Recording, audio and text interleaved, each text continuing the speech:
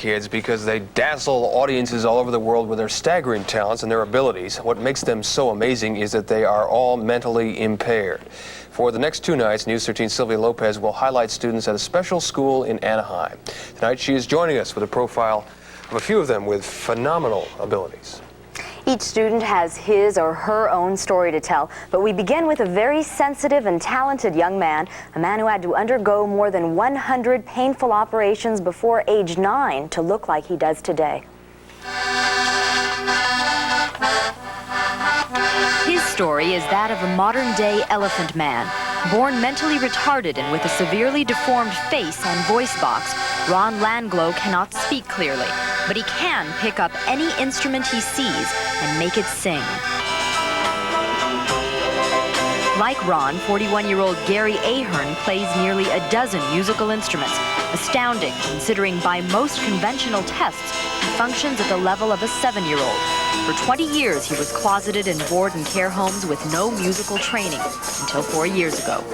While Gary was attending a sheltered workshop, his teacher, or one of his teachers, heard this beautiful music coming out of one of the classrooms. And she didn't think it was possible because she had an old broken down organ in there. He had repaired this organ and was playing classics. Perhaps it's because music was their only friend when society deserted them. Most people call it a gift. But for some unexplainable reason, Ron and Gary possess an incredible, instinctive capacity for music. They can do things that we cannot do. They can do things that many well-established musicians would be unable to do. Well, I never will forget the first time I saw him play the banjo. He is left-handed. He had it strung for a right hand, but he didn't miss a note. Ron and Gary do not lack for talented companions. They attend a unique but humble school, Hope University in Anaheim, for the gifted mentally retarded, and with their classmates travel around the world performing.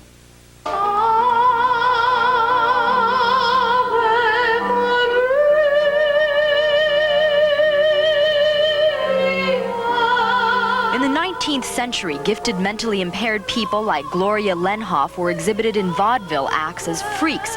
Today, some experts still call them idiot savants, a term for retarded or autistic people who have inexplicable talents in music, art, or mathematics. That's a term psychologist Ruth Smith says doesn't fit. It is interesting. These young people know that that's not a good term because they know they are not idiots. There is little research on the gifted mentally retarded. There is no test that accurately measures their abilities. So then, how do you explain an enigma like Paul Keene? What kinds of things are the things that you've learned? I like reading music and everything. Paul is blind but does not read Braille. An extremely withdrawn person before his music began to blossom. Many remember him as the boy who used to rock silently in corners. Paul writes his own music now, and he's a walking encyclopedia of rock and roll. Do you remember when Kansas City was recorded? It was 2 versions, one by Wilbert Harrison in 1959, the other version Trini Lopez in 1963. But what impresses audiences most is his unforgettable, show-stopping voice. To dream the impossible dream.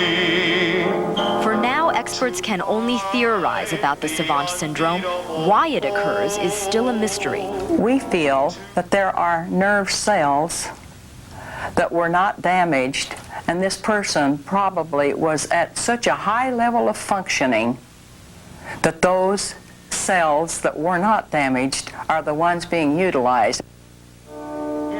Classes are over. Most normal students would dash for home. Instead, Ron, Gary, Paul, and pianist Tim Bailey gather for an impromptu jam session. It doesn't really matter that no one can explain their musical genius. What does matter is that they're here, with people they love, doing what they love best. There are other cases of prodigiously talented people like the ones we met. A psychologist in Wisconsin, for example, is studying an autistic patient who can listen to a 45-minute opera, play it back on piano, and sing it flawlessly. Psychologists say there may be hundreds of other musical geniuses that we don't know about because no one's ever taken the time to develop their musical talents. Tim? Just remarkable. And more tomorrow. More tomorrow. Same word. Sylvia, thank you.